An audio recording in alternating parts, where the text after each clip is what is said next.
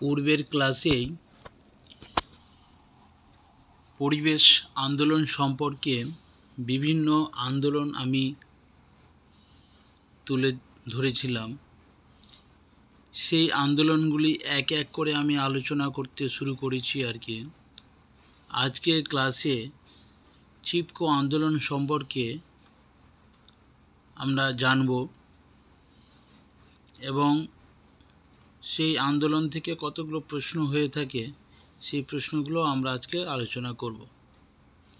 তাহলে দেখা যাক চিপকো আন্দোলন সম্পর্কে বলতে গেলে এটি চিপকো বলতে কি বোঝায়। চিপকো হচ্ছে গাছ কাটা বিরুদ্ধে এই আন্দোলন।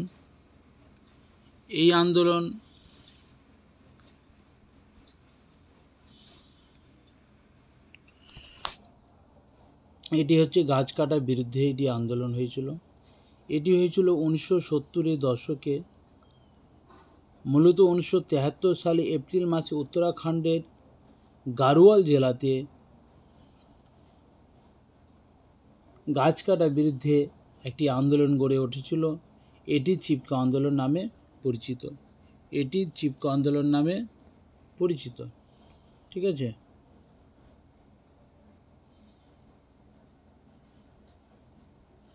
তাহলে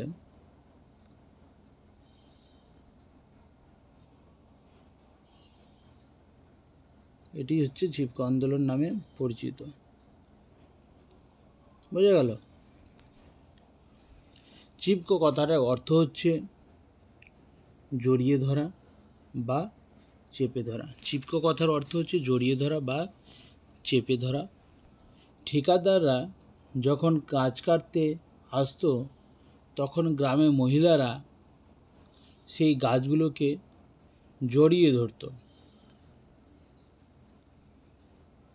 হিমালয়ের পাহাড়ি এলাকা থেকে গাছ কেটে নেওয়ার ব্যবসা দীর্ঘদিন ধরে চলে আসছিল, কিন্তু অত্যাধিক গাছ কাটার ফলে সেখানকার লোকজনের মধ্যে একটি অসন্তোষ জমতে থাকে। তারা ক্ষিপ্ত হয়ে যায়। ফলে তারা সেখান থেকে বিভিন্ন প্রয়োজনীয় জিনিসপত্র পেত না, যেমন জ্বালানি। গাছ কাটার জন্য পাচ্ছিল না। এছাড়াও গাছ কাটার ফলে ভূমিক্ষয় বাড়তে থাকায় চাষের জমির ক্ষতি হচ্ছিল। আবার এই আন্দোলনের সুফল হলো হিমালয়ে গাছ কাটা নিয়ন্ত্রিত হয়েছে এবং বড় গাছ কাটা দ্বারা নিষিদ্ধ করেছে। চিপকো আন্দোলনের ফলে ভারতের অন্যান্য পিছিয়ে পড়া এলাকায় লোকজনও পরিবেশ সম্পর্কে সচেতন হয়ে উঠেছে।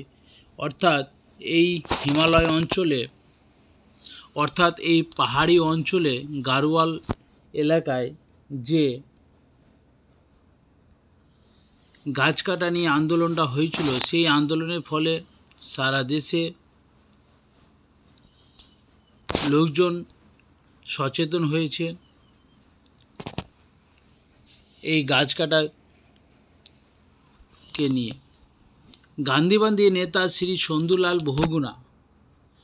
গান্ধীবাদী নেতা কে ছিলেন? শ্রী সুন্দরলাল বহুগুণা। শ্রী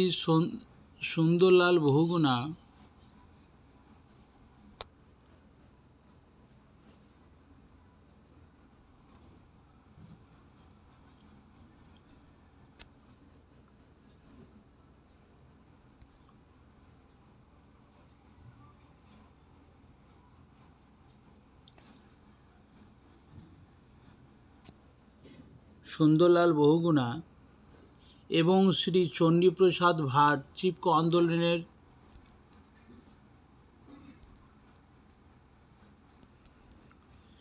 নেতৃত্ব দিয়েছিলেন। শ্রী ভাট পরিবেশ আন্দোলন চালিয়ে যাওয়ার জন্য 1964 সালে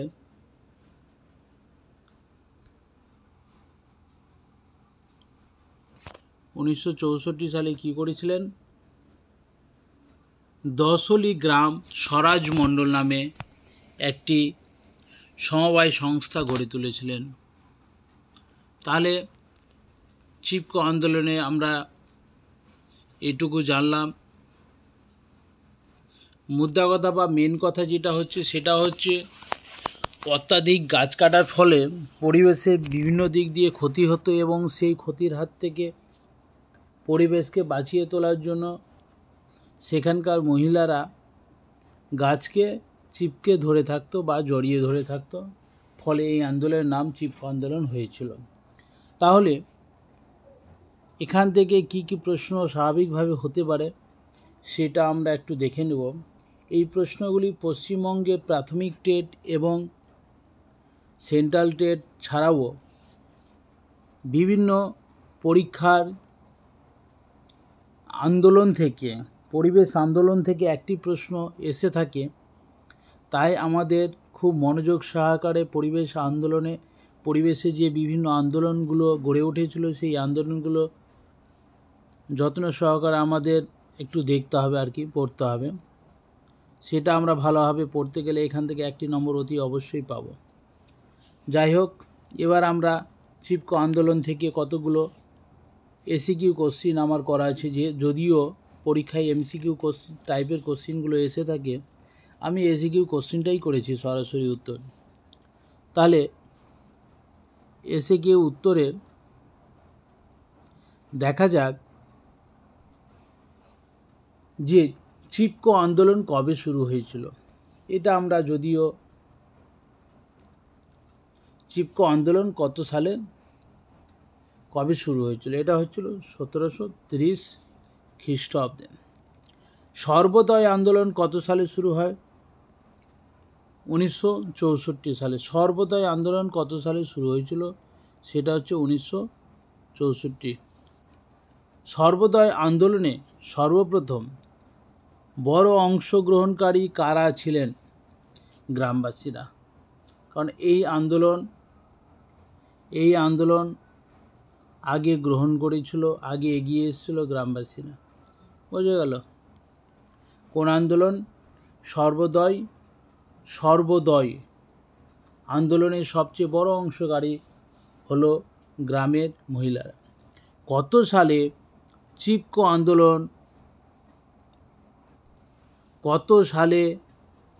আন্দোলন আর্থ সামাজিক আন্দোলনে একটি মানদণ্ড হয়ে ওঠে? 1983 সালে। 1983 সালে। কত সালে চিপকো আন্দোলন আর্থ সামাজিক আন্দোলনে একটি মানদণ্ড হয়ে ওঠে? 1983। বোঝা গেল? তাহলে আমরা এবার নেক্সট প্রশ্নে চলে যাই। নেক্সট প্রশ্ন হচ্ছে, চিপকো আন্দোলনে 30তম বার্ষিকী কবে পালিত হয়েছিল? এটি হচ্ছে 26শে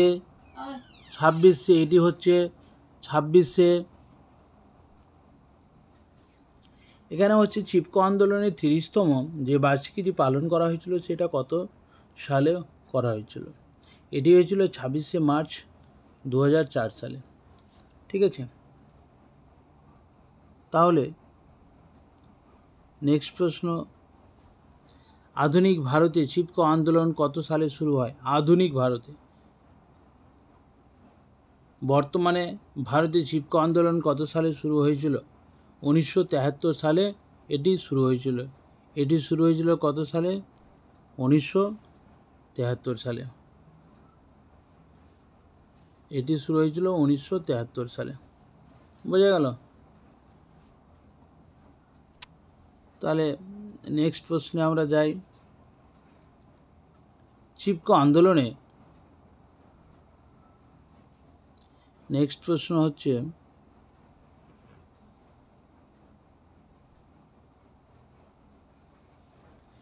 চিপকো আন্দোলন কোথায় হয়েছিল? চিপকো আন্দোলন কোথায় হয়েছিল? এটি হয়েছিল উত্তরাখণ্ডের গাড়োয়াল জেলায় মন্ডল গ্রামে গাছ কাটা বিরুদ্ধে। কোথায় হয়েছিল? উত্তরাখণ্ডের উত্তরাখণ্ডের গাড়োয়াল জেলায়, জেলাটার নাম হচ্ছে গাড়োয়াল, মণ্ডল গ্রামে, এবং গ্রামটির নাম হচ্ছে মণ্ডল। তাহলে কি হলো এখানে?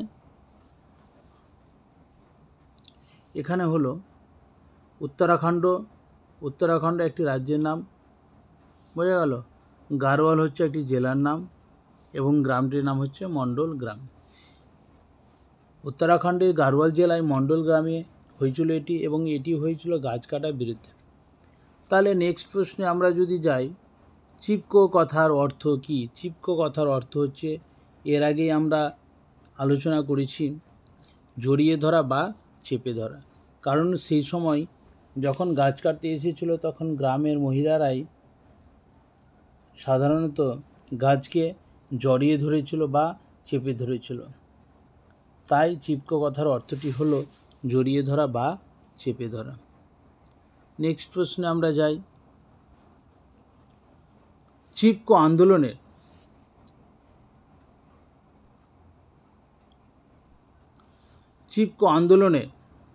নেতৃত্ব কে দিয়েছিল?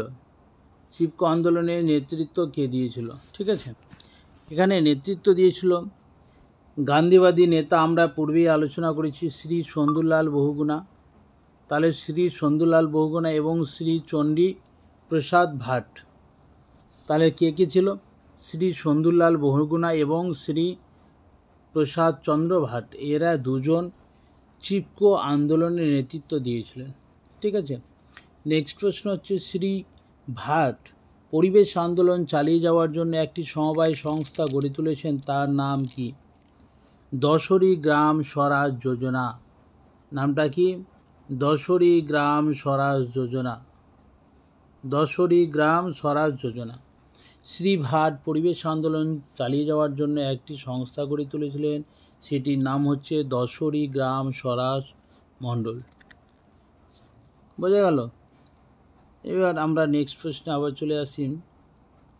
নেক্সট প্রশ্ন হচ্ছে, শ্রী ভাট কত সালে পরিবেশ আন্দোলন চালিয়ে যাওয়ার জন্য দশরী গ্রাম স্বরাজ মণ্ডল সমবায় সংস্থা গড়ে তুলেছেন? এটা হচ্ছে 1964। কত সালে? এটি হচ্ছে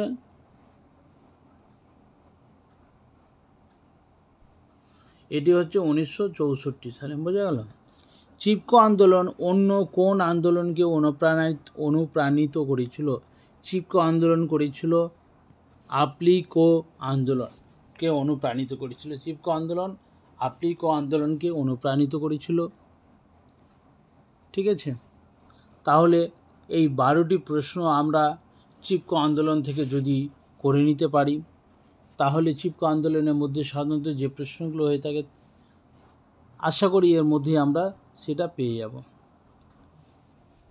তাহলে দেখা যাক, পরিবেশ আন্দোলন এটি ওয়েস্ট বেঙ্গল প্রাইমারি টেট এবং সিটেট এর পাশাপাশি যে কোনো কম্পিটিশন পরীক্ষার জন্য এই প্রশ্ন উত্তরগুলি খুব গুরুত্বপূর্ণ। তাই তোমরা প্রত্যেককে মনোযোগ সহকারে এই পরিবেশ আন্দোলনের মধ্যে এই চিপকো আন্দোলনটি অতি অবশ্যই গুরুত্ব সহকারে দেখবে এবং প্রশ্ন উত্তরগুলো করে নেওয়ার চেষ্টা করবে।